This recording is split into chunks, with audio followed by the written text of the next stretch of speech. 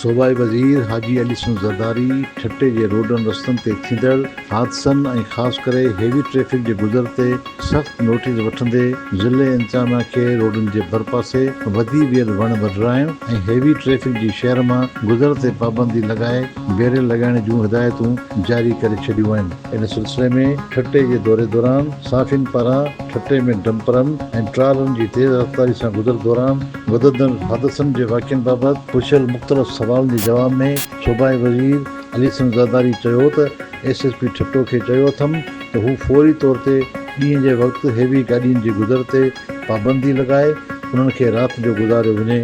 ऐं छटे शहर मां हेवी गाॾियुनि जी गुज़र खे रोकण लाइ मुख़्तलिफ़ जॻहियुनि ते बैरियर लॻाया वञनि। ज़रदारी वधीक चयो त छटे खां सुजावल ताईं सिंगल रोड आहे जंहिं सबबु हादसा थियनि था ऐं माण्हुनि खे तकलीफ़ में तमामु घणी अचु वञु में तकलीफ़ थिए थी। हिन चयो त घटि में घटि छटे खां दुले दरिया खान पुल ताईं डबल रोड ठाहिण लाइ वॾे वज़ीर खे गुज़ारिश कई वेंदी। हिन इहो पिणु ऐलान कयो त छटे में तइमीर थींदड़